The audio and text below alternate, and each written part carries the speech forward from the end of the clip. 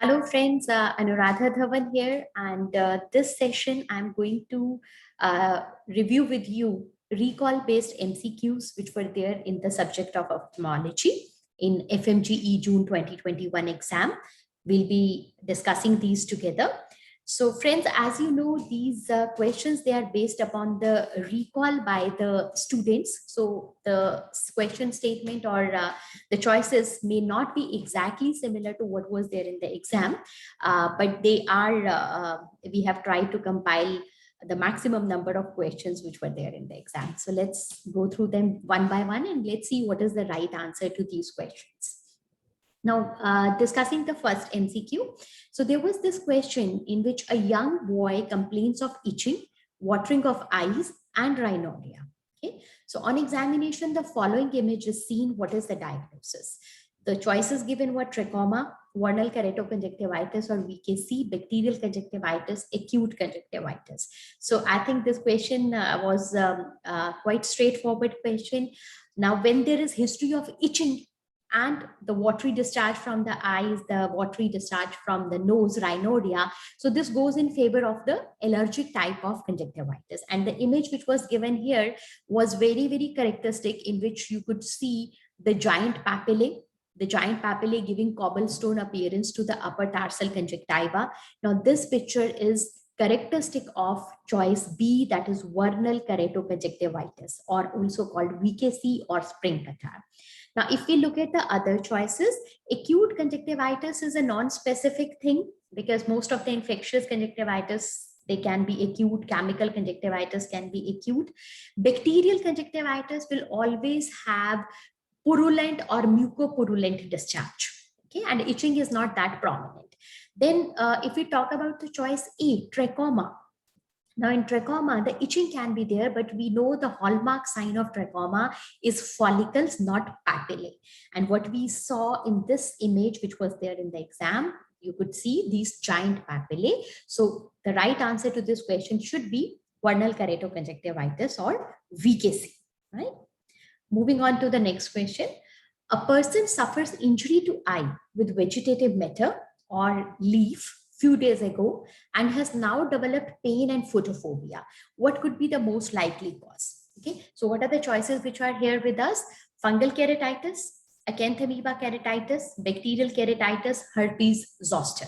Okay, now all these choices are pointing towards keratitis or corneal ulcer.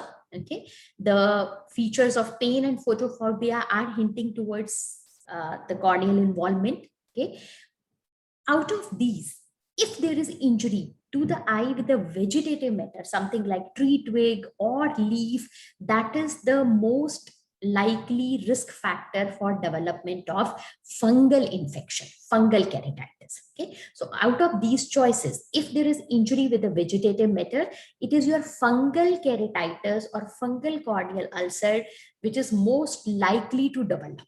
Right now, if we go through the other choices, choice B, acanthamoeba keratitis, the risk factor is contact lens use with poor hygiene. Bacterial keratitis, the most common risk factor is trauma, but not necessarily vegetative. When it talks about vegetative matter trauma, then fungal is most likely to occur. Okay. Herpes zoster, we know herpes zoster involvement is usually seen in immunocompromised patients. No such history was given in this statement. So the most probable answer going by the history in the statement is fungal keratitis. Moving to the next question, a newborn child presents with watering and on examination, the following image is seen. What is the most probable diagnosis? So here again, an image is given to you and a brief history is given. Let us see what are the choices. A, megalocornea, B, buphthalmos, C, congenital cataract, D, congenital dacryocystitis. Now, a newborn child with watering.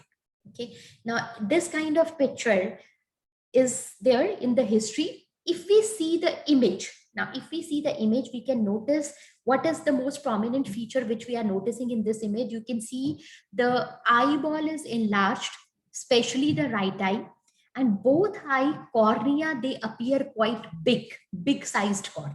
Okay, so big sized cornea with big sized eyeball, right?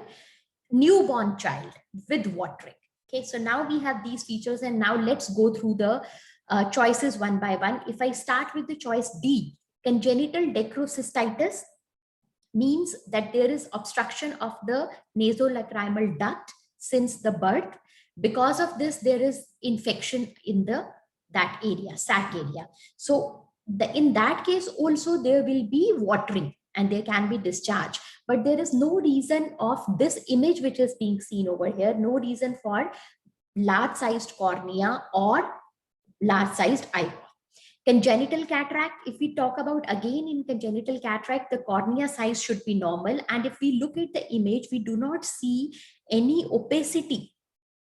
Cataract should cause white reflex in the pupillary area or opacification, which should be seen in the pupillary area. But if we see here, we do not see any opacity. The lens appears to be clear. So choice C is ruled out. Buphthalmos. Buphthalmos means congenital glaucoma. Congenital glaucoma is characterized by typical triad of symptoms: watering, photophobia, and blepharospasm. Along with large-sized cornea, this cornea can be hazy or clear with large-sized eyeball. So this seems to fit the picture which is given over here. Choice A, megalocornea. Megalocornea means the size of the cornea is more than the normal.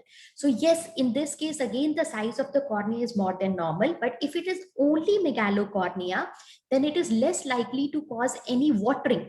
There is no reason for watering and there is no reason for large sized eyeball. So the most appropriate answer to this question, newborn with watering with large sized eyeball, large corneas, is buphthalmos or congenital glaucoma. So that is the right answer to this question.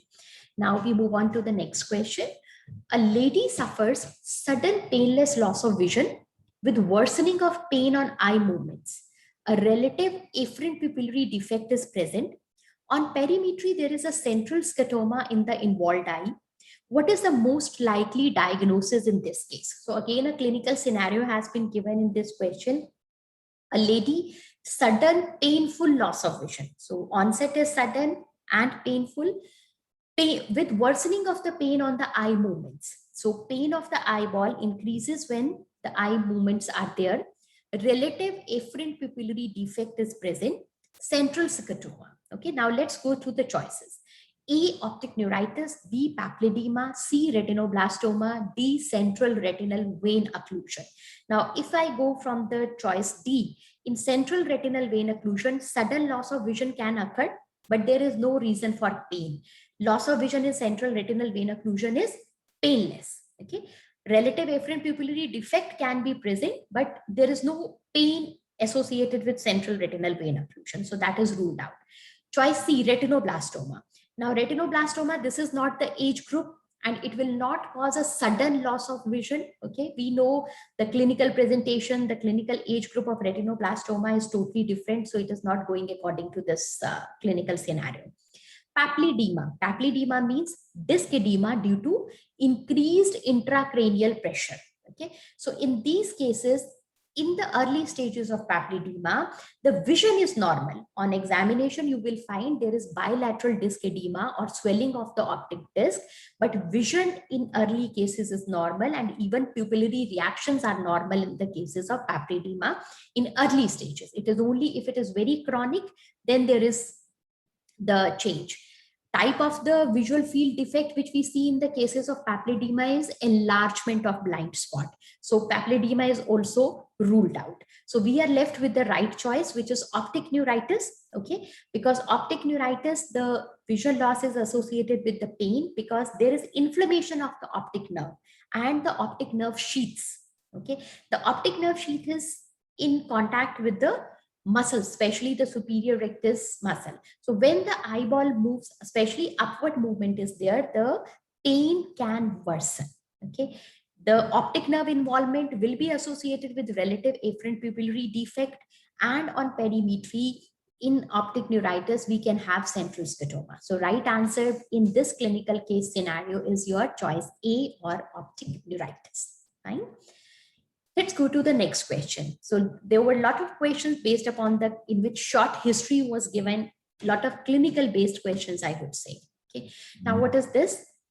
A 3-month-old child presents with watering and discharge, which increases on pressing the inner corner of the eye.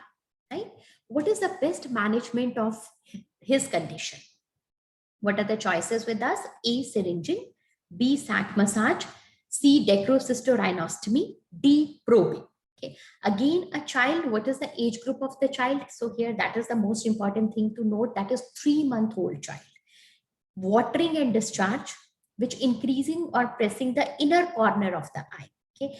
So this case is a case of congenital nasolacrimal duct obstruction. Why I am saying so? Because no other feature is given, but watering and discharge, which is increasing on pressing the sac area, lacrimal sac area, which is there in the inner corner of the eye. Okay. The options are asking us to choose the best management for this condition. The choices are syringing, sac massage, DCR, probing. Now, in these cases, the management option depends upon what is the age of the child, because in most of the children, the NLD obstruction is relieved by sac massage only, usually within 1 year of age, So what is the protocol? What are the guidelines? Till 9 months of age, we do sac massage and give topical antibiotics if there is discharge. Okay. If this watering or the obstruction is not relieved even till 9 months, then between 9 months to 4 years of the age, we go for syringing and probing. The procedure of syringing and probing is combined, in which we open the obstruction by doing the probing and syringing. If even then it is not relieved, and now the child has reached an age of 4 years, so only after 4 years of age, when the facial development is complete, bone development is complete, we go for surgery, which is DCR or dacrocystorhinostomy, in which an opening is made in the middle meatus. Okay, so here the age of the child is 3 months, so I have to choose the treatment based upon the age. So till 9 months, the treatment of congenital nasolacrimal duct obstruction is sac massage. It is also known as Krigler massage. Due to hydrostatic pressure, there is opening of the NLD occurs, the canalization of the NLD becomes normal, and the child is relieved of the obstruction. So sac massage is the right answer to this question. Moving on to the next MCQ. A person with brain lesion presents with macula sparing homonymous hemianopia. What could be the site of lesion? So here they have told you, they have described which type of visual field defect is there, and we have to mark the site of lesion in the visual pathway. Let's go through the choices. A, optic tract, B, optic chiasma, C, occipital cortex, D, optic nerve. Okay, so macula sparing homonymous hemianopia. Okay, now if I start from the choice A, optic tract does causes homonymous hemianopia, but even the macular fibers are involved. So choice A is ruled out. B, optic chiasma. When there is lesion in the optic chiasma, usually it is the central part of the optic chiasma, then it causes bitemporal hemianopia, which is heteronymous type. Bitemporal hemianopia, heteronymous type. Again, macula is not spared. So optic chiasma choice is also ruled out. Choice C, occipital cortex. Okay. Now, occipital cortex lesions, they cause homonymous hemianopia.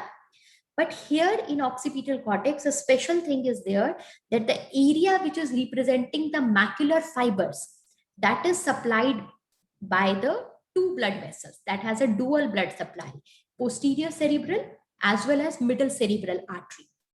So most of the lesions in the occipital cortex, they are associated with posterior cerebral artery lesions. So in cases of occipital cortex lesion, since macular area has dual supply, so it is spared. It is most of the time spared. So it is your occipital cortex lesion in which you will find macula sparing homonymous hemianopia. Okay. Now, optic nerve is clearly ruled out, because in the cases of optic nerve, it will cause only monoocular field loss. It will not be homonymous type. Okay, so here we are clear about the choice. Occipital cortex lobe lesions, they are the area in the visual pathway in which you will see macula sparing homonymous hemianopia. Now we go on to the next MCQ. Again, a clinical case scenario along with an image. So most of the MCQs, they were like this in ophthalmology. A lady presents with pain, proptosis, orbital swelling, and loss of vision. On examination, the given image is noted. What is the most likely diagnosis? Choice A, preseptal cellulitis, B, orbital cellulitis, C, blepharitis, D, stye. Now here, what we have in the history, there is pain, proptosis means protrusion of the eyeball, orbital swelling, loss of vision. Very important point over here, loss of vision. Okay. Now in the image, what are we seeing? We are seeing there is orbital swelling. Okay. There is lid swelling. Eyeball is protruding out due to proptosis. Okay. There is conjunctival chemosis. Pupil is dilated. And in the history, they have told loss of vision is there. Okay. Now, if I go through the choices, start with the choice D, stye. Stye we know is the external hordeolum in which there is a painful swelling on the lid, okay, which is associated with the hair follicle, eyelash. Now in stye, there is no loss of vision, there is no proptosis, there is no orbital swelling, only lid swelling is there. So stye is ruled out. Blepharitis means inflammation of the lid. Okay, inflammation of the lid. Again, in blepharitis, there will be no proptosis, no loss of vision. Okay.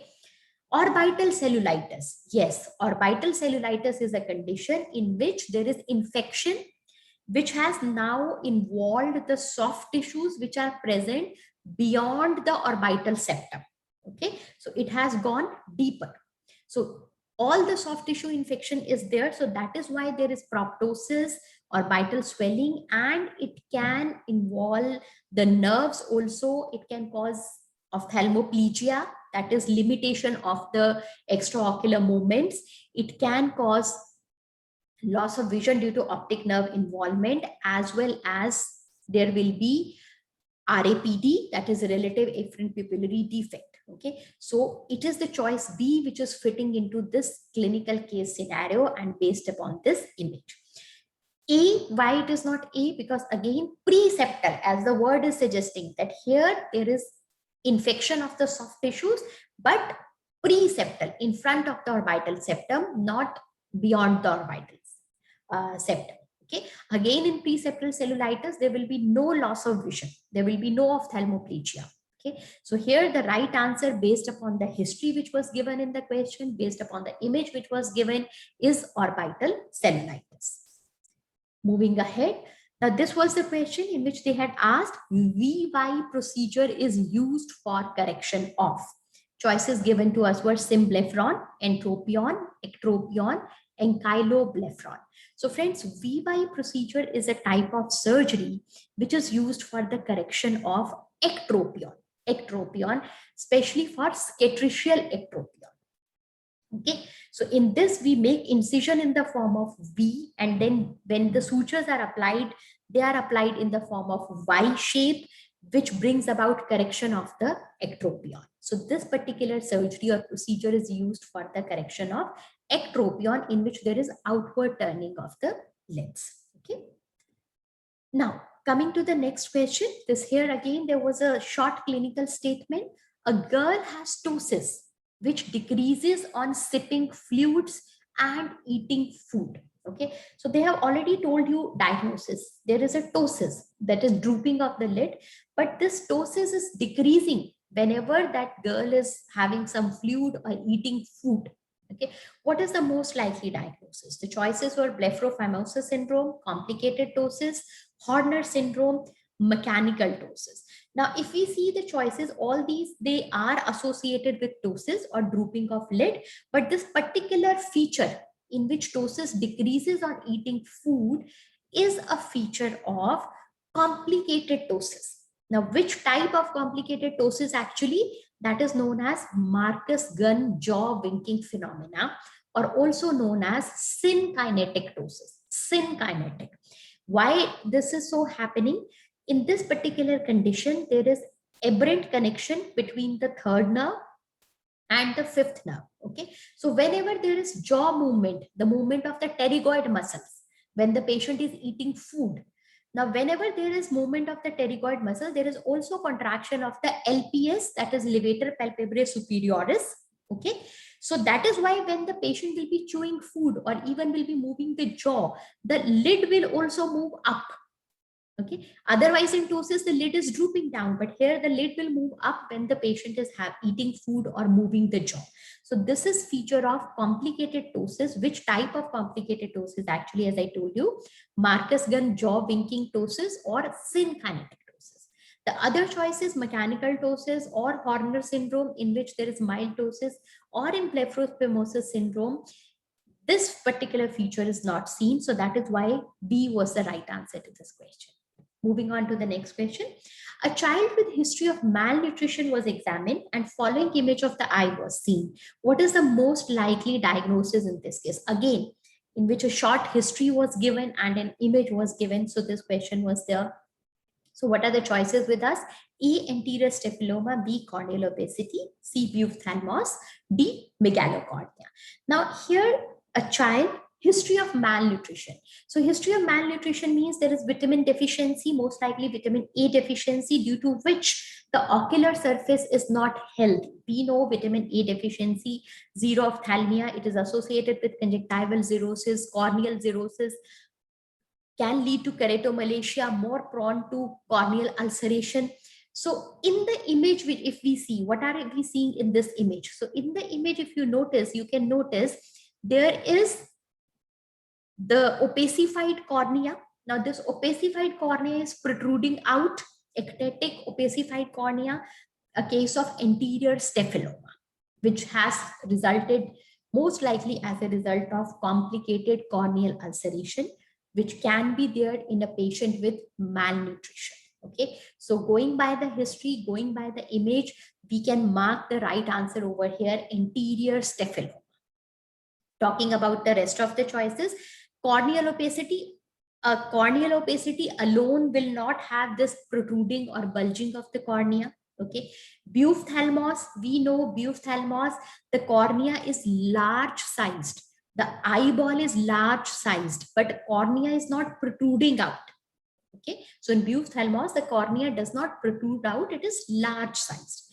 Megalocornea, again it is a large cornea, but it will not protrude out. So this is a case of anterior staphyloma, and the right answer to this question is anterior staphyloma. Okay. Now the next question was, a person has a vision of less than 3/60, but more than 1/60 in his better eye. What is the type of blindness he has? Okay, so they have given you a range and you have to identify which type of blindness this person will be categorized in. Social blindness, economic blindness, legal blindness, total blindness. Now going by the WHO criteria, if I start with the choice D, total blindness means there is no light perception. Legal blindness is when the vision is between 1/60 to light perception. Okay. Economic blindness is defined as when the vision is less than 6/60 but more than 3/60. And social blindness is when vision is less than 3/60 but more than 1/60. So going by that, this particular range which they had given, the right answer to this question is social blindness, that is vision less than 3/60 but more than 1/60. Okay. Going ahead, what is the most common treatment for recurrent pterygium? So this time they asked a question on pterygium, but not image based. They have asked about the most common treatment for recurrent or most appropriate treatment for recurrent pterygium. Okay. A, observation, B, simple excision, C, conjunctival autograft, D, mitomycin C. Okay. Now here, if you see, A, observation is done only for early cases of pterygium, in which pterygium is very small and not encroaching in the pupillary area. Okay.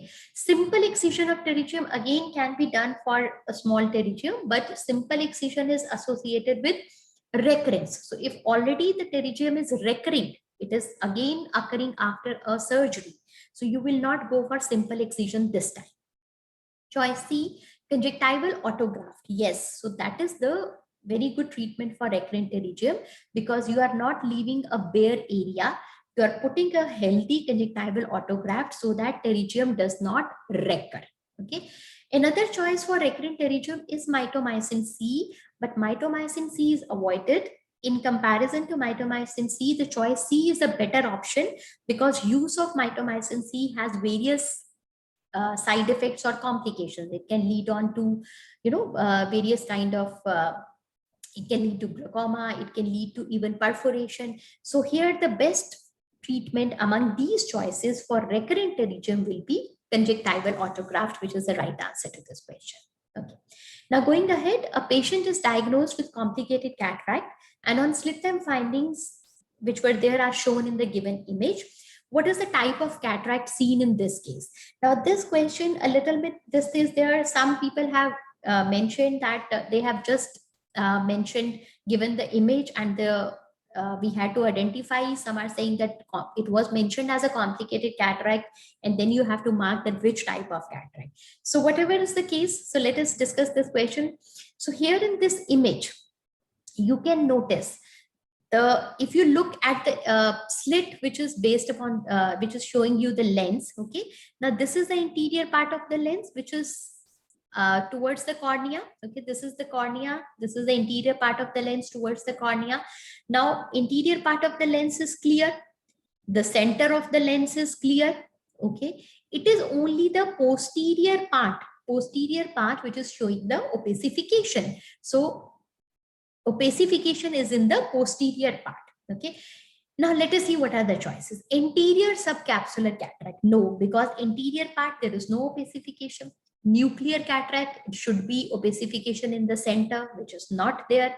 Posterior subcapsular, yes, it is the posterior area, posterior subcapsular area, which is showing the opacity.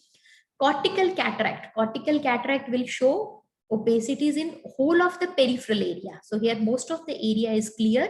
It is only posterior subcapsular. So right answer to this question based upon this image will be posterior subcapsular cataract. Okay, so complicated cataract, posterior subcapsular cataract. So this is the right answer to this question. Okay, then there was an MCQ. A man suffered trauma to the right eye with a punch. Which of the following will be the most likely to occur in this case? So trauma with the punch. So trauma with the punch means a blunt trauma, quite forceful blunt trauma. So among the choices, which is the most likely to occur in this case? Inferior orbital wall fracture, medial wall fracture, lateral wall fracture, subluxation of the lens. So here, if we go from the choices that most likely to occur, because whenever there is blunt trauma to the orbit, okay, the weakest part of the orbit is the floor of the orbit. Okay, and that is the part which gives away, and there is what we call as blowout fracture of the orbital floor. Okay, so going by this, in any blunt trauma, most likely out of these choices, it will be inferior orbital wall fracture which will be occurring. Okay, medial wall is the second most common. Lateral wall of the orbit is quite thick, so that usually does not go if there is a punch on the front. Okay, similarly, subluxation of the lens is less likely to occur.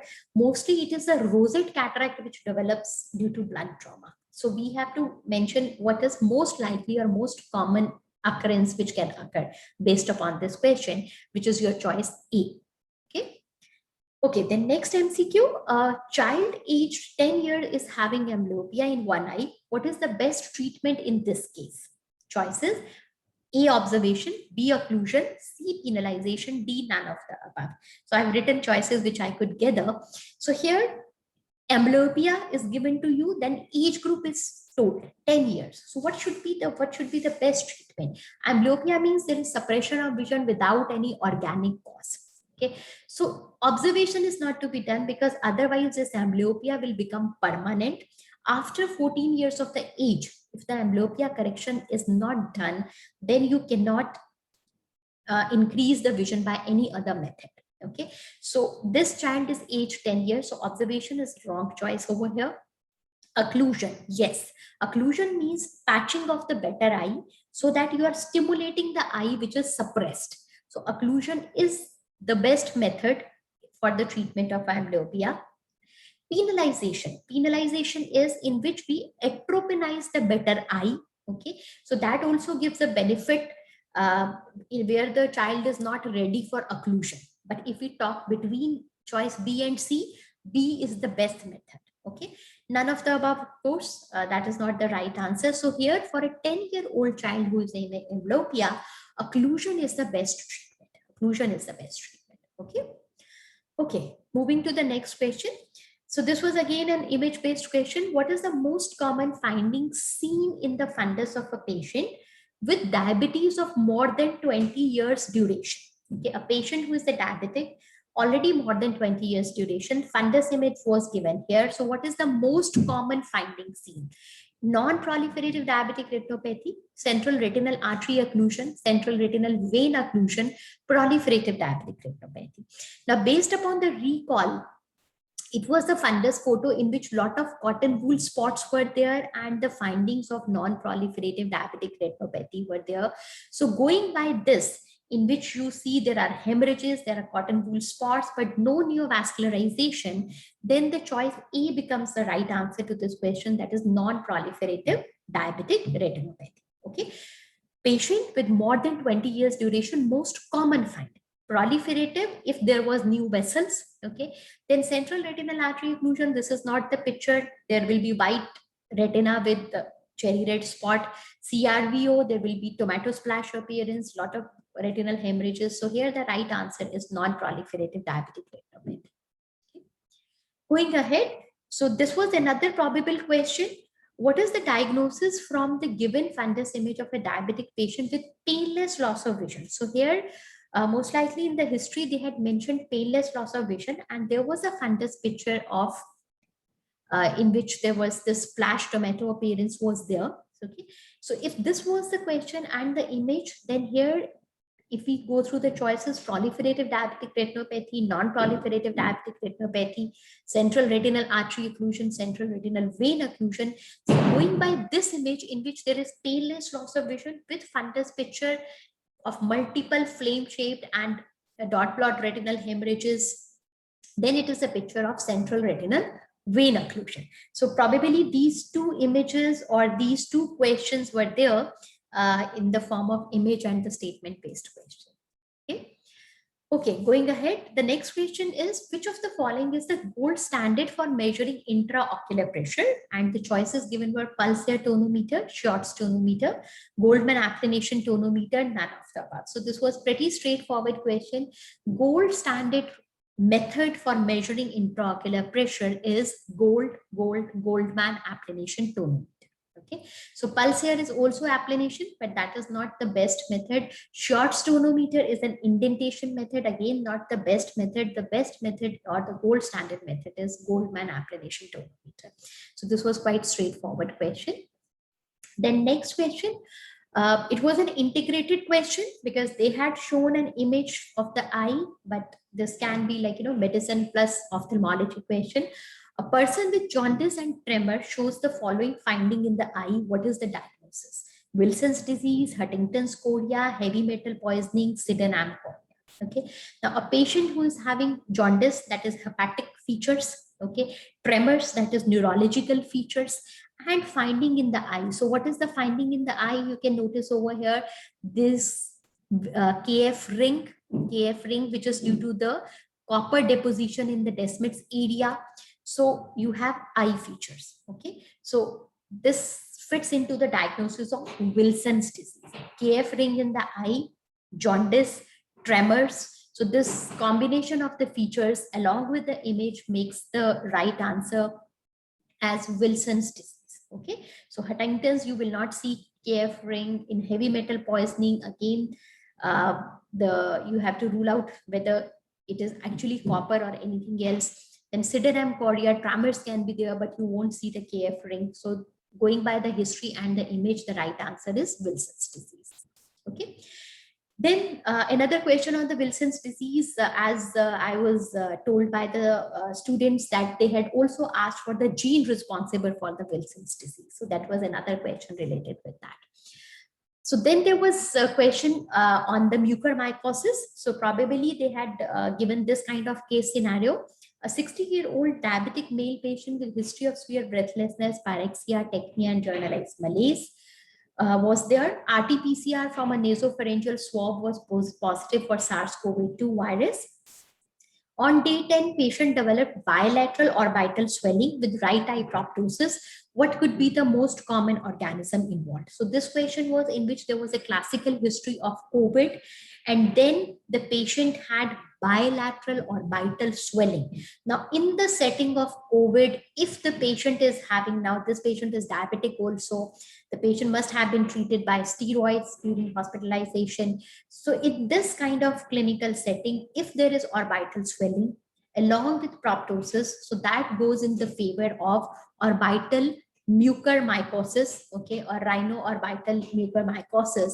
So most common organism involved here, we have to think of mucor. Okay, not any other fungus. Aspergillus candida is unlikely. And then there can be in the history, if they had mentioned that what was the KOH smear or what was the finding suggestive of that. So that indicated mucor. So mucor was the right answer to this question. Okay. So this was the about 20 questions which I have compiled based upon the recall by the students. Okay. So most of these questions were unambiguous with the clear answers, as you have seen. So if there is any further refinement as we go, if I get any more questions, so I'll be reviewing them with you. Okay. And you know my email and Telegram, you can always clear your doubts and queries by contacting me. So thank you, friends. So this was a quick session about the ophthalmology recall MCQs, which were there for FMG June 2021. Wish you all the best, friends. Wish you all the friends. And my friends, those who have recently appeared for the exam, so please give yourself a good rest, a good relaxation. You really deserve that. Okay? All the best and my best wishes to you.